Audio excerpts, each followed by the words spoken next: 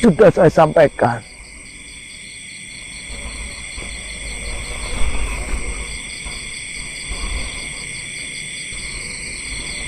Silahkan, Pak Yai.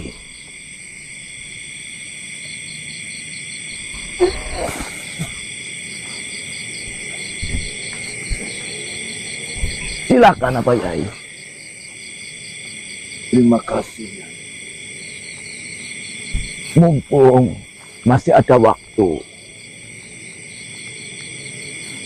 beberapa waktu ke depan cucu saya akan disibukkan dengan pekerjaannya. Silakan, Abah Yai mau menyampaikan apa, mumpung cucuku masih ada di sini. Terima kasih, Nyai. Saya akan kembali. Baik. Terima kasih banyak, Nek. Sama-sama. Assalamualaikum warahmatullahi wabarakatuh. Waalaikumsalam warahmatullahi wabarakatuh.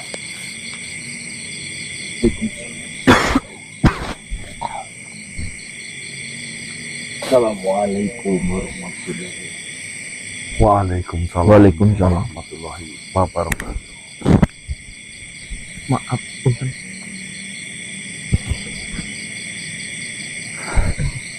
Bagaimana Abah Yai? Saya dengar dari nenek katanya mau bertemu denganku.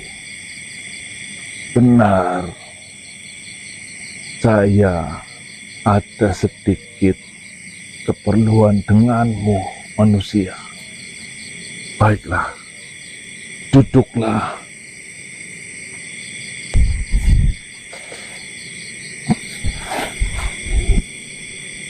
bismillahirrahmanirrahim.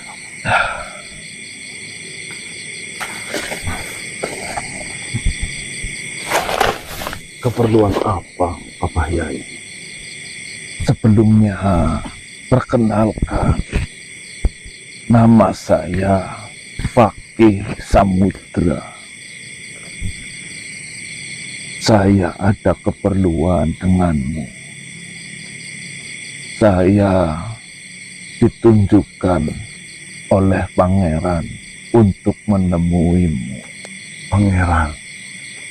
Ya, Pangeran siapa, Abah Yai? pangeran dari kerajaan di Jawa bagian barat.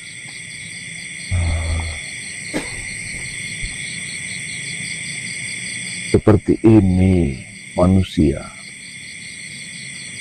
Saya akan sedikit bercerita supaya apa yang nantinya saya sampaikan sedikit nyambung dan tidak membingungkan kalian. Dulu ada kafilah ataupun rombongan dari negeri Cina datang ke Nusantara. Mereka berdagang di Nusantara ini. Banyak dari mereka yang berhasil dalam perdagangan itu. Dan banyak dari mereka juga yang menetap di Nusantara tidak kembali ke negerinya masing-masing. Namun ada salah satu dari rombongan kafilah dari negeri Cina itu yang selama bertahun-tahun dia kurang beruntung untuk berdagang di Nusantara ini karena membawa barang yang memang sedikit asing di mata orang Nusantara seperti kita. Tidak habis akal. Salah satu dari rombongan kafilah yang berasal dari negeri Cina itu, dia memutar otak bagaimana caranya untuk bertahan hidup di Nusantara ini. Dia mencoba menyesuaikan budaya dan kebiasaan yang dilakukan oleh masyarakat di Nusantara ini. Ia memperhatikan bahwasanya masyarakat Nusantara ini banyak yang suka dengan olahan tembakau. Oh ya. Jadi beliau mencoba peruntungan untuk mengganti jualannya menjadi jualan tembakau.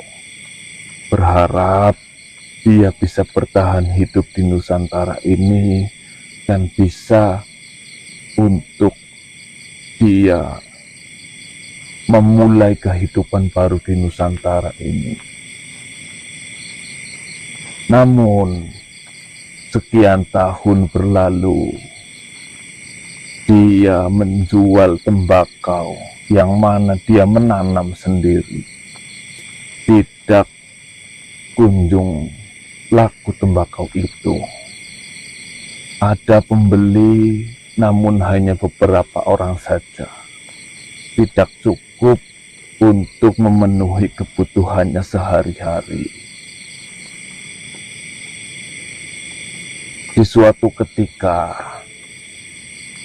waktu itu tepat di tanggal 1 Muharram, dia bermimpi supaya sowan ataupun menemui Syekhona Khalil Bangkalan. Subhanallah.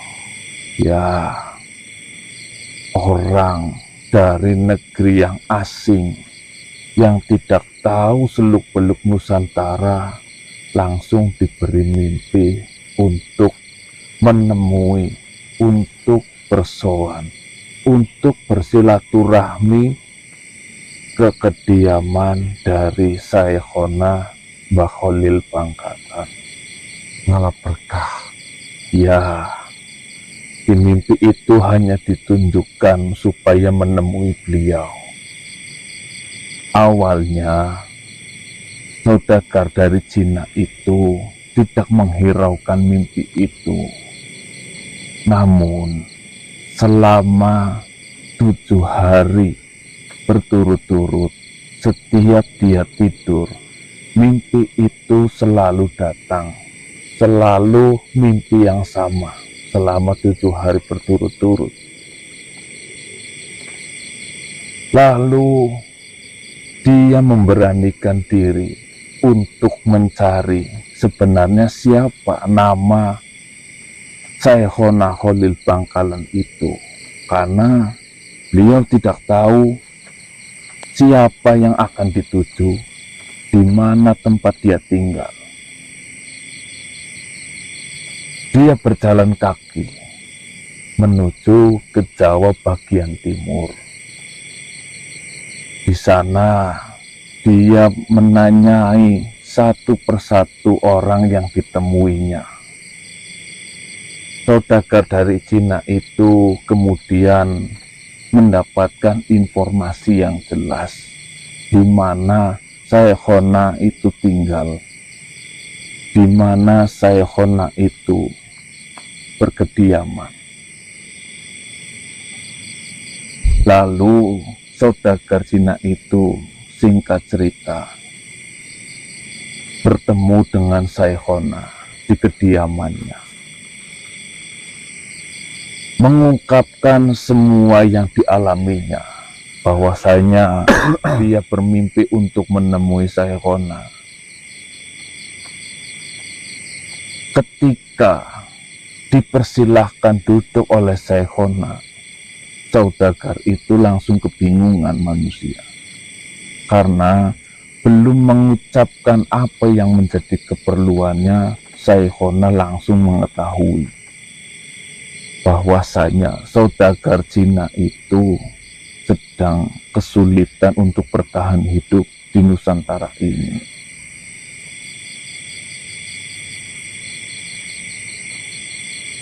Saudagar Cina itu bercerita panjang lebar tentang usahanya di Nusantara ini yang selalu gagal. Karena memang saudagar dari Cina itu sudah berganti-ganti dagangan, namun tidak ada yang berhasil. Tidak ada yang berjalan ketika itu dipasarkan di Nusantara ini. Setelah cerita panjang lebar antara saudagar Cina dan Caihona langsung mengerti apa yang menjadi dan apa yang menjadi masalah pada saudagar Cina itu.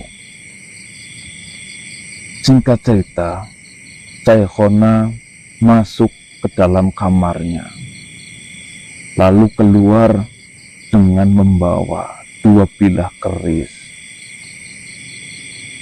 Caihona mengatakan kepada saudagar Cina itu, rawatlah pusaka ini, rawatlah dengan ikhlas, dengan kemampuan yang dia miliki, dengan ketulusan hati yang benar-benar dari dalam. Caihona hanya menyampaikan pesan itu.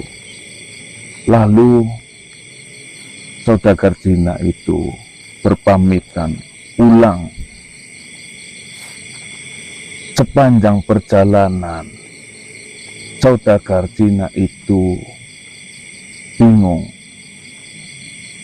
bagaimana cara merawat 2 bilah senjata seperti itu, karena dia tidak pernah melihat senjata semacam itu.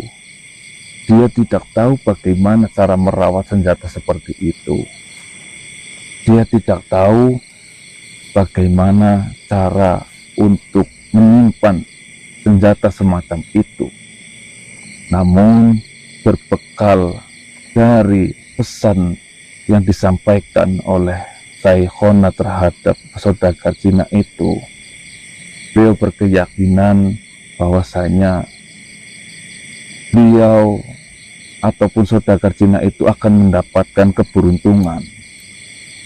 Seperti yang kita ketahui bahwasanya orang dari keturunan ataupun yang berasal dari bangsa Cina sangat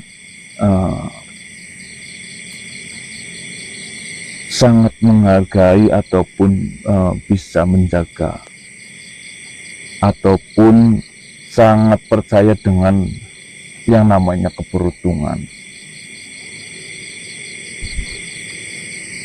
Lalu saudagar Cina itu menyimpan 2 bilah pusaka ataupun keris itu di dalam lemari pakaiannya, dengan selalu diberi wangi-wangian yang berasal dari negeri Cina itu. Dia melakukan perdagangan seperti biasa. Dengan barang yang dia jual masihlah tembakau. Semenjak saudagar Cina itu membawa 2 bilah keris ke rumahnya, ke tempat tinggalnya, lambat laun dagangan ataupun tembakaunya laris dibeli oleh warga sekitar di mana dia memasarkan tembakaunya itu. Setiap hari dia berpikir, apakah ramainya yang membeli tembakau yang dia jual karena keberuntungan yang dihasilkan dari pusaka itu, atau bagaimana? Dia masih berpikir dan bingung. Setelah sekian tahun berlalu, dia benar-benar menjadi orang. Dia benar-benar bisa bertahan hidup di Nusantara, bahkan dia bisa menjadi kaya raya karena berjualan tembakau dan karena sangat memegang teguh pesan yang disampaikan oleh Caihona terhadap beliau.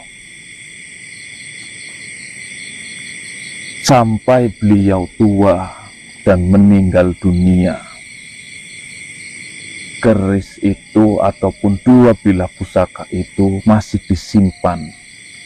Namun sayangnya sebelum dia meninggal, dia tidak pernah menitipkan pesan kepada anak keturunannya untuk melanjutkan merawat dua bilah pusaka itu.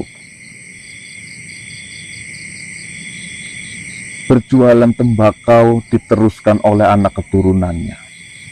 Sampai pada saat ini, tembakau itu masih dijual dan sangat-sangat diminati banyak orang. Rokok. Namun, tidak ada satupun anak keturunannya ataupun anggota keluarganya yang mengetahui bahwasanya dia menyimpan dua bilah keris yang mana itu adalah pemberian dari Saihona. Seolah-olah dua bilah keris itu dilupakan oleh waktu dan sejarah.